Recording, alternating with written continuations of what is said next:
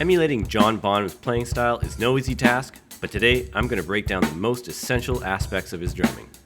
It's rare that a drummer is so essential to a band that they can't even continue to play without him, but Bonzo managed to do it. There are 5 big things that he managed to do better than anybody else, so stick around to find out more. After listening to as many Led Zeppelin recordings as I could get my hands on and learning tons of his grooves, I've decided to try and summarize the most important aspects of his playing. And at the end of this clip, I'll even talk about how what he did 50 years ago is still influencing music that's being made today. Something that immediately comes to mind when I think of John Bonham's playing style is his use of dynamics. So what I mean by that is he would go from playing super quietly with his sticks like an inch off of the drums to really loud and thunderous within a blink of an eye. Dazed and Confused, I think, is one of the best examples of John Bonham's use of dynamics because he goes from a slow, cool, bluesy feel to a really loud, boisterous, 12/8, almost kind of big band feel in this next section. And without his fills and over-the-top playing, the song just would not have the same effect, and it would have way, way less energy.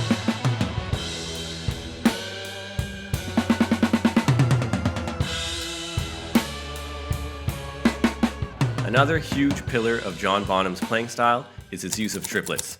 And unfortunately, that's something that way less drummers use nowadays. Generally, people play straight rhythms, 16th notes, 8th notes, and it sounds kind of rigid. It typically fits in the style of music that they're playing, but it kind of lacks that looseness and gritty feel that triplets can tend to have. And John Bonham was an absolute master of this subdivision. I think probably everybody knows this song, but what I find most impressive is this opening fill. It's just full of triplets, and most drummers these days, they would never start off a tune with something like that. They would go immediately for a straight 8th or 16th note kind of fill. And then in the outro of the tune, you can hear him play his famous Bonham kick triplets between the ride and bass drum. Personally, gotta practice it a little bit more, but, work in progress. And here's another lick he liked to use, which is a left-right kick sticking, but how he moves it around the kit makes it a lot more interesting, it's a lot flashier, and it's actually not that hard. Personally, I always do right-left kick, so it's a bit more awkward for me, but I started to get the hang of it. Shout out to Drumeo for this one, that's where I learned it, as they actually have some great clips on John Bonham as well. And another instance where he shows how comfortable he is in triplets is his groove for Fool in the Rain. Here he's playing a groove that very few people were doing at the time, and he's just doing it with ease. He's doing that open hi-hat stuff. He always sounds really nice and comfortable, and it's really hard to do. Also, it was one of Jeff Porcaro's influences for the Rosanna drum beat, so that's massive in itself. It might seem a bit crazy to think about this, but at the time, swing music had a massive influence on rock music and how drummers played their grooves. So next up, we'll take a look at his beat from Whole Lotta Love and how he integrated a swing feel within that groove to totally change how it sounds. So this point here is a bit more subtle and takes a more refined ear to hear, but he's swinging all of his 16th notes in this section, and if he wasn't doing that, it just doesn't fit. It doesn't feel nearly as good, and it sounds really rigid and stiff. But now, if I straighten it out, you can hear it just doesn't fit right.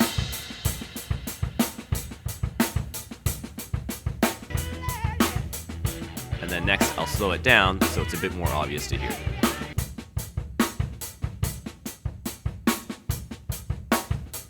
And this was something that he loved to do in a lot of his grooves. It just made everything sound so much better. And at the moment, there's way less drummers that do this kind of thing because they're less influenced by swing. They play with quantized tracks a lot more and stuff like that, and everybody's kind of ripping gospel chops, where to me, this is what absolutely defines John Bonham's style of playing, is his feel and swing within almost all of his grooves. So here's something kind of interesting. I took that opening fill for Good Times, Bad Times, and I put it in a swing feel just to see how it would sound.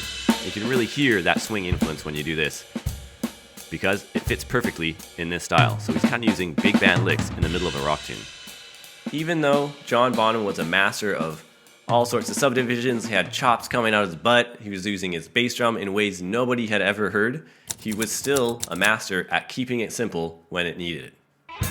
Again, here's another iconic groove that he came up with that was even sampled in some songs. What's that Beastie Boys tune?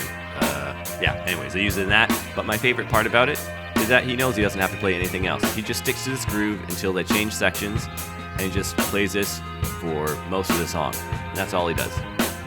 There's a bunch of other songs where he does something similar. This is probably the most famous groove like that. But another example is Kashmir, where he just sits on that simple groove, rides it out, and the song sounds incredible. And knowing when to stick to grooves like that takes an incredible creative mind and a lot of confidence in your playing. A huge staple of John Bonham's playing is how he managed to use funk-style drumming within rock like nobody else did at the time. Earl Palmer was one of the greatest studio drummers of all time, and one of the bands that he played with was Little Richard, and that was definitely one of John Bonham's biggest influences. I think that really set him apart because a lot of bands at the time, their drummers were listening to a lot of jazz, a lot of Buddy Rich, Elvin Jones, all that kind of stuff, so they had a lot of kind of jazz chops in their fills, but when it came to grooves, it wasn't nearly as original as what John Bonham was doing. So you can hear in Black Dog, he's playing this super syncopated rhythm, but there's also loads of other songs where he's doing similar things. If there's been any tunes that I've left out, don't worry, I'm going to be making tons of shorts where I'll transcribe and break down all these grooves individually. So if you want to check those out, you can click on the link in the description or that I'll put here. So to me, the most obvious places where you can hear John Bonham's current influence in music is when you listen to players like Dave Grohl. If you listen to Nirvana or his stuff with Them Crooked Vultures especially, you can hear immediately his use of similar dynamics and those kind of funky grooves, and even just the tone of his drums. It all stems from John Bonham, and you can hear that that's exactly where Dave Grohl gets his inspiration from. Another big one is Chad Smith from the Red Hot Chili Peppers. Obviously, he's listened to a lot of James Brown and stuff like that to get those funky grooves happening, but that rock element that he's added is definitely coming from John Bonham and his style of playing. And then this guy, he's lesser known, but he was a huge influence for me personally. His name is John Theodore, and he played with the Mars Volta, and he even went so far as to have the same kind of drums. He was using Vistalites and the same size of drums. That was a quick, short list of some drummers that have been influenced by John Bonham, but anytime you hear somebody playing some funky rock beats with a subtle swing, you can bet they've been listening to some Led Zeppelin. Thanks for sticking around, and I'll see you next time.